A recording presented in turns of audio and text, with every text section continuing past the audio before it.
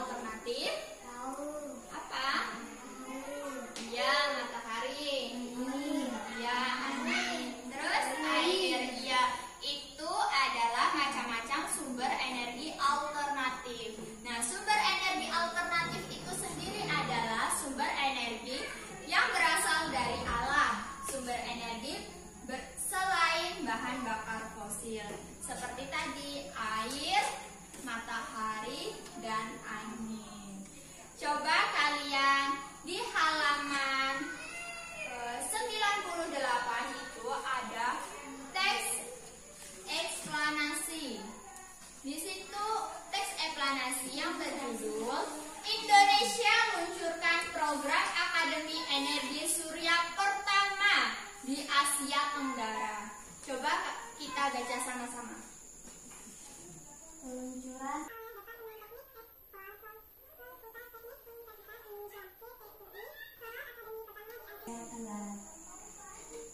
Nah, sudah kan? Minggu kemarin kita sudah belajar tentang teks eksplanasi. Struktur teks eksplanasi ada berapa, Nak? Ada berapa struktur teks eksplanasi? Kalau kalian lupa, coba kalian buka halaman 99. Ada berapa itu strukturnya? Ada 3. Apa saja? topik masalah. Iya, paragraf pertama pasti dia topik masalah. Kemudian paragraf kedua, Deret penjelas. iya, deret penjelas. Paragraf ketiga berisi, Kumpulan dan pesan pendapat pribadi penulis. iya, itu adalah struktur teks eksplanasi. Coba pada halaman 98 tadi yang berjudul Indonesia meluncurkan program Akademi Energi Surya pertama di Asia Tenggara. Paragraf pertama topik masalah pada teks eksplanasi yang mana? Langsung cahaya. Bukan. Peluncuran Departemen Teknik Elektro. Ya, benar. Dia peluncuran oleh Departemen Teknik Elektro Fakultas Teknik Universitas Indonesia atau FTUI meluncurkan Solar Academy pertama di Asia Tenggara, yaitu Institut Pendidikan dan Pelatihan Tenaga Surya. Jadi, ini juga adalah salah satu kerjasama antara Indonesia dengan negara-negara ASEAN. Apa kalian tahu selain kerjasama ini dalam meluncurkan program Akademi Energi Surya pertama di Asia Tenggara, ada yang tahu yang lain? Contoh-contoh kerjasama Indonesia dengan ASEAN, negara-negara ASEAN. Nah, seperti sandang pangan, boleh, politik, dia bisa bekerja sama negara Indonesia dengan negara ASEAN. Entah misalnya dia di negara ASEAN, salah satu negara ASEAN ada yang kekurangan bahan pangan. Kita bisa terus sebagian negara ASEAN mengumpulkan iuran dana untuk salah satu negara ASEAN yang kekurangan sandang pangan tadi. Kemudian pada era globalisasi pada saat ini banyak sekali penemuan, tapi penemuan yang ditemukan hampir rata-rata adalah penemuan energi listrik. Coba kalian buka halaman 101, di sana ada cara kerja listrik dengan tenaga surya berikut. Nah, coba kalian amati. Di sini Ibu mempunyai video cara kerja panel surya sehingga menjadi tenaga listrik. Kita tonton sama-sama.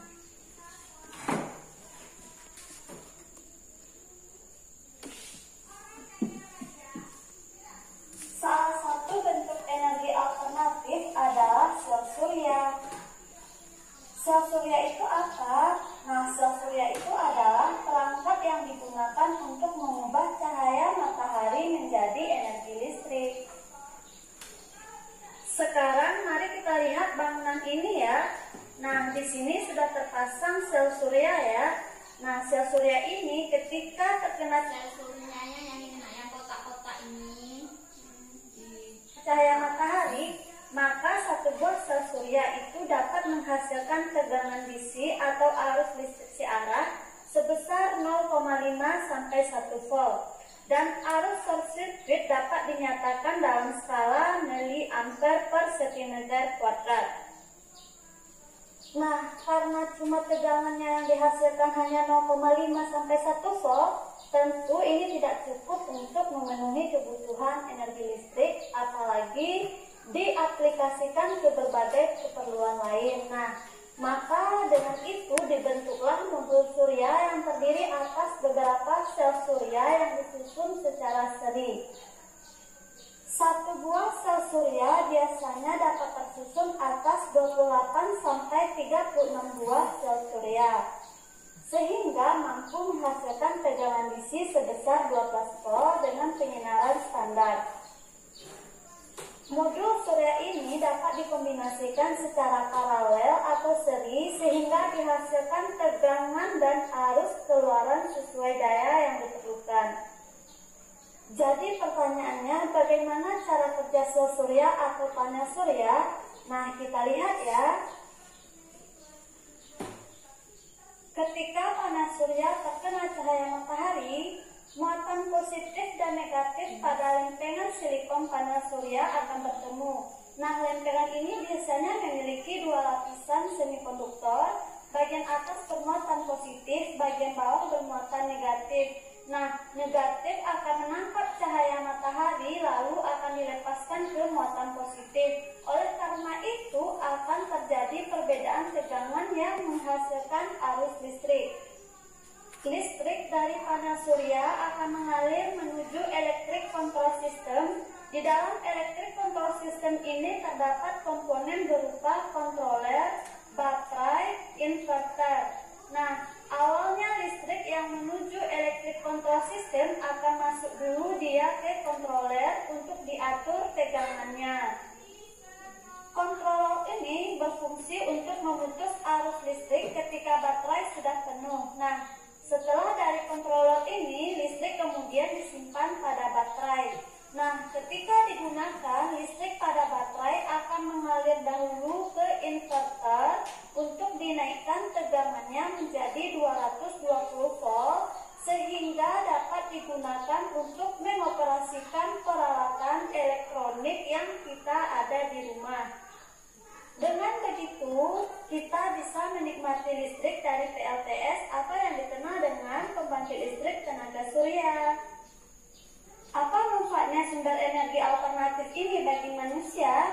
Yang pertama itu, energi alternatif dapat menjadi pengganti energi fosil yang saat ini menjadi sumber energi utama di bumi.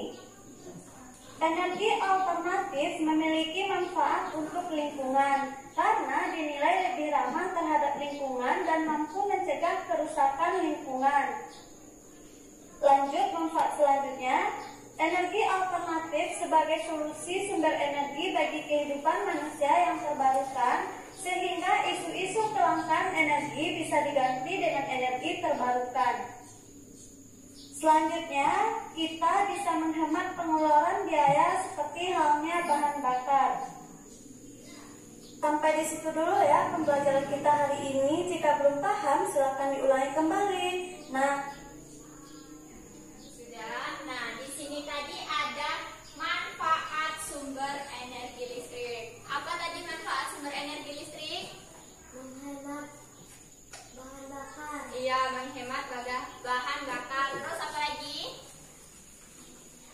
Dapat menghemat energi listrik. Iya. Kemudian kita sudah pelajari tentang panel surya ini. Apakah ada yang ingin ditanyakan?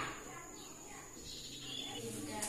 Kalau tidak ada, sekarang kita biasanya menghidupkan lampu itu menggunakan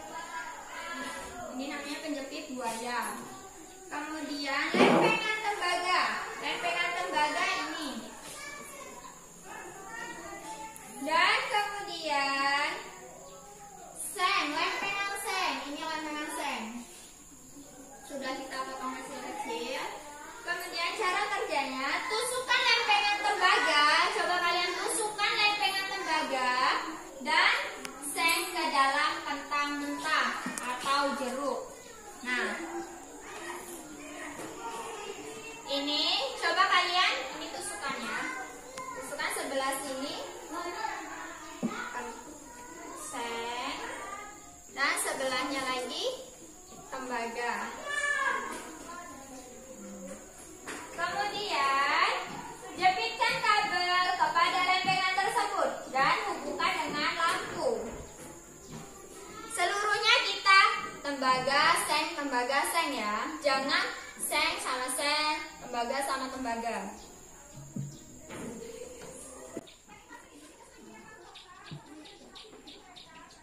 Sudah? Sudah? Ya, kita sudah.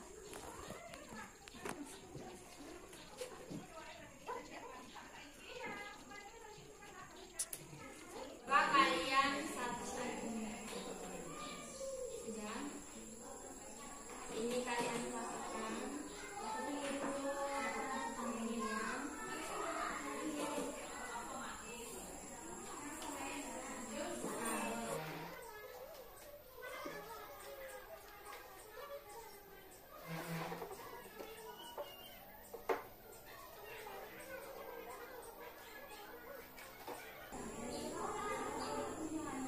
Apakah lampunya hidup? Hidup. Terang atau tidak? Terang mungkin yang tanya ya.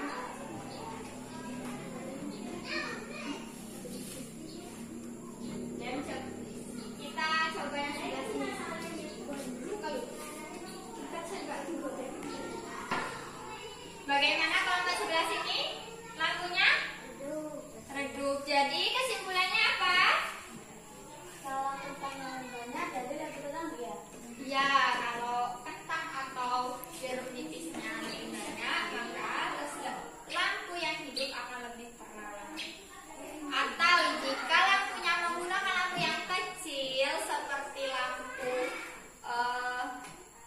tumbler, itu akan lebih terang jika menggunakan jeruk 3